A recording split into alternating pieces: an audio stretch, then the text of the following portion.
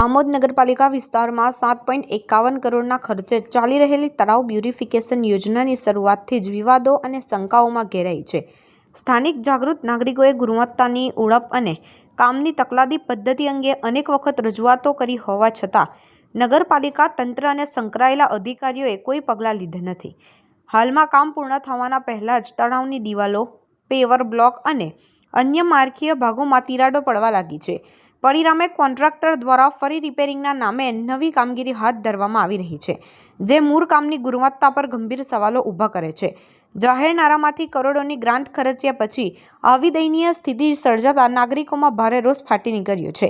નાગરિકોએ વિજિલન્સ વિભાગ દ્વારા તાત્કાલિક તપાસ હાથ ધરવાની તેમજ સંકળાયેલા અધિકારીઓ, કોન્ટ્રાક્ટર અને જવાબદાર તંત્ર સામે કડક કાયદેસર કાર્યવાહી કરવાની માંગ ઉઠાવી છે। જાગૃત નાગરિકોનું માનવું છે કે જો સમયસર પગલાં લેવામાં નહીં આવે તો સરકારની કરોડોની ગ્રાન્ટ વ્યર્થ જશે અને ભવિષ્યમાં આવું કૌભાંડ વધારાનો રસ્તો ખોલશે। જનહિતમાં યોગ્ય પગલું એ જ ગણાશે કે તાત્કાલિક વિજિલન્સ તપાસ શરૂ કરી દોષિતોને સજા કરવામાં આવે અને સમગ્ર ખર્ચાનું સ્વતંત્ર એડિટ કરીને હકીકત જાહેર કરવામાં આવે। નામ તમારું? હું કેતન મકવાણા। કેતનભાઈ, આજે આમોદ નગરની આન બાન શાન એવું તળાવ બ્યુરિફિકેશનનું અંદાજિત ₹7 કરોડનું કામ ચાલી રહ્યું છે, જે બાબતે શું કહેશો? હું એ બાબતે એ જ કહેવા માગીશ કે છેલ્લા ઘણા મહિના પહેલાં પણ મેં જાતે નગરપાલિકા તંત્રને જે તે લાગતા વળગતા અધિકારીઓને પણ જાણ કરી હતી કે જ્યારે આમ તળાવનું કામગીરી ચાલી રહી છે ત્યારે જે બ્લોકની જે વ્યવસ્થા કરવામાં આવેલી છે, જે બ્લોક ચાલવા માટે બનાવેલા તે કોઈ જ લેવલિંગ નથી, જેમાં મોટા પાયે ભ્રષ્ટાચાર થયો છે, તેમાં કોઈ નગરપાલિકા પ્રશાસન તંત્રએ કોઈ ધ્યાન આપ્યું નથી, જેના કારણે અનેક રજૂઆતો કરી। આરસીએમમાં પણ મેં જાતે ફરિયાદ કરી, ત્યારે 2 દિવસ પહેલાં જ અત્યારે એ કામગીરી ચાલુ કરવામાં આવેલી છે, બ્લોક કાઢીને ફરીથી નાખવામાં આવી રહેલા છે। એનો મતલબ અહીંયા આગળ મોટા પાયે ભ્રષ્ટાચાર થાય છે। અધિકારીઓ કે નગરપાલિકા તંત્ર એની પર કોઈ જ ધ્યાન આપી રહ્યું નથી। તેમજ હું કહેવા માગું છું કે આ તો કંઈ જ નથી, આની કરતાં તો હજુ અનેક ભ્રષ્ટાચાર મોટા તળાવમાં થયેલા છે, જે આવનારા સમયમાં બહાર આવશે। કોન્ટ્રાક્ટરનું કહેવું છે કે હજુ અમે નગરપાલિકાને આની ચાવી આપી નથી, જ્યાં સુધી અમારી કામગીરી પૂર્ણ નહીં થાય ત્યાં સુધી અમે આનું રિપેરિંગ કરીશું।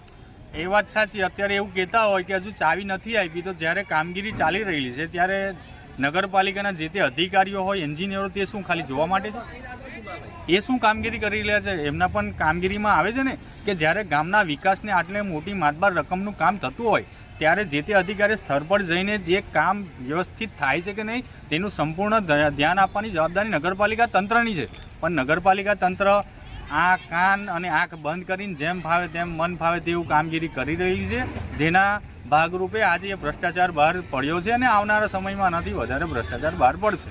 તળાવની અંદર કોઈપણ જાતની સાફ સફાઈ કર્યા વગર, લેવલ કર્યા વગર તળાવને ચારે બાજુથી સંપૂર્ણ રીતે બંધ કરી દીધો છે, તે બાબતે શું કહેશો?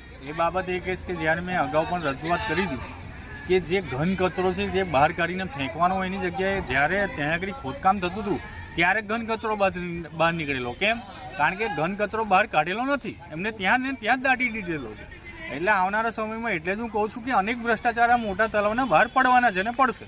જોવાની જરૂર છે। આટલી મોટી માતબાર રકમનું જો ગામના વિકાસ માટેનું કામ થતું હોય, જ્યારે આપણે અવાજ ઉઠાવતા હોય ને આ રીતના એ લોકોએ ફરીથી કામ કરવું પડે, તો હજુ પણ આ લોકોના કાન મચેડીને આપણા ગામના વિકાસ માટે એક થઈને બધાએ અવાજ ઉઠાવીને કામ કરાવવું પડશે।